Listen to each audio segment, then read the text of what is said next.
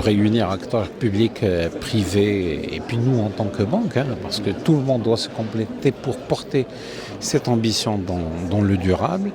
Clairement, il y a un sujet où il y a un contraste entre opportunités, mais également un sujet contrainte, on va dire, suite aux différentes réglementations qui deviennent un peu serrées. Il y a un sujet de prise de conscience par rapport à tout ça. Je pense que pour le commun des mortels, la prise de conscience à travers les changements climatiques, c'est une réalité, malheureusement, avec laquelle nous sommes en train de composer, avec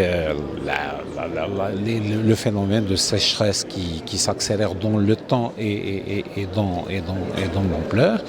Et donc, aujourd'hui, je pense qu'on est au début. Et tout ce monde doit se mettre autour de la table, discuter pour voir les meilleures manières pour, encore une fois, garantir toujours les financements nécessaires pour assurer la croissance du pays, mais avec une touche plus durable et en ayant un débat structurel pratiquement tout le temps. À chaque fois qu'on parle d'un dossier, qu'on parle d'un financement, d'un réflexe d'investissement, que le sujet durable soit présent dans les esprits des uns et des autres. Les ministres ont décliné pas mal de choses en fait. Est-ce qu'au niveau de la BMC, vous vous alignez? Comment vous voyez par rapport à la vision, à la politique de l'État sur la finance? Écoutez, on le pense réellement. On a la chance d'être présent dans un pays où il y a une vision très claire. D'ailleurs, on l'entend souvent, même porté par la haute autorité dans le pays, par Sa Majesté dans ses discours. Le tout récent, c'est par rapport au sujet de l'eau. Un gouvernement très ambitieux et qui porte différents projets. Alors nous, notre touche également, en s'appuyant sur BNP Paribas, qui est un groupe de classe mondiale et encore reconnu sur la finance durable, c'est de venir avec notre expérience pour appuyer cette démarche, amener les bonnes solutions, amener les bonnes structurations pour s'inscrire dans le cadre de cette dynamique qui est une dynamique de tout un pays. Mais les TPE, les startups aussi, c'est un problème.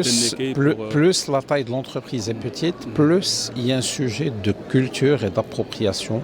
Notre rôle également en tant que banquier, c'est d'aller vers un discours pratiquement structurel, comme je le disais, envers ces entreprises. Il faut provoquer, un besoin se provoque également et les banques ont réellement un rôle à jouer pour provoquer les débats autour de ce sujet.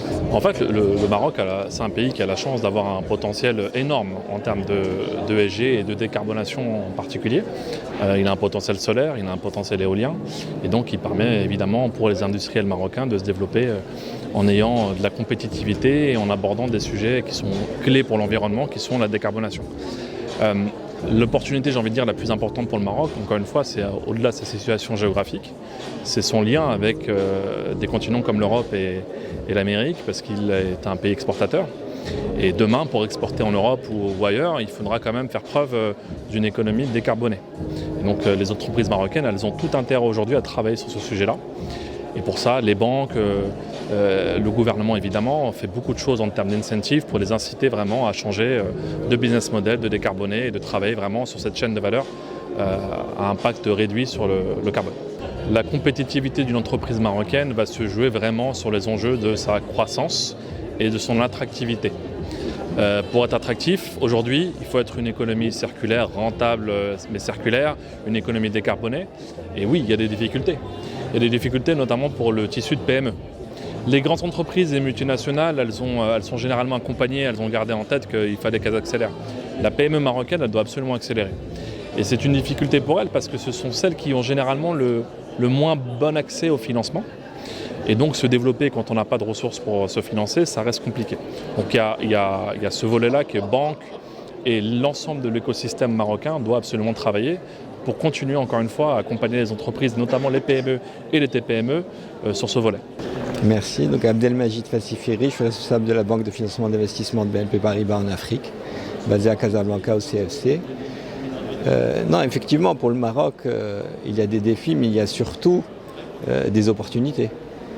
Ces grands changements de paradigmes mondiaux que représente la décarbonisation imposée par l'agenda mondial est une opportunité pour le Maroc de se différencier car le Maroc a des atouts extraordinaires, à la fois traditionnellement un pays dont les ressources sont plutôt vertes, et aussi un pays qui affiche un momentum de très grands projets absolument extraordinaires à l'échelle mondiale. Et le croisement des deux sujets, donc la décarbonation et les grands projets, permet à des banques comme la nôtre de venir accompagner le pays dans ces grands changements. Et on a la chance dans le groupe BNP Paribas d'avoir une double présence, à la fois en tant que banque universelle au travers de BMCI, mais aussi en tant que banque de financement d'investissement au travers de notre bureau CFC. Et donc on essaie de saisir toutes ces opportunités que le Maroc offre, qui sont réellement extraordinaires. Non, absolument. Enfin, comme vous savez, le Maroc a dans son ADN la capacité à accueillir des multinationales ici au Maroc, à Casablanca, mais pour mieux les orienter sur le reste de l'Afrique. Donc au travers ce hub que représente le CFC pour schématiser, évidemment que beaucoup d'institutions financières et beaucoup d'industriels utilisent le Maroc comme tête de pont, comme un peu comme sas de décompression pour mettre les pieds en Afrique et s'intéresser à ces marchés à forte croissance. Absolument. Enfin, je pense que la durabilité et les sujets CSR en général sont au cœur de la stratégie du CFC. Quand je parlais tout à l'heure de sas de décompression, c'est justement cette capacité à répondre aux besoins des grandes multinationales qui elles, du coup, sont extrêmement motivées sur ces sujets-là, y intégrer les groupes marocains qui eux-mêmes commencent à s'y intéresser très fortement pour ensemble aller en Afrique. Voilà.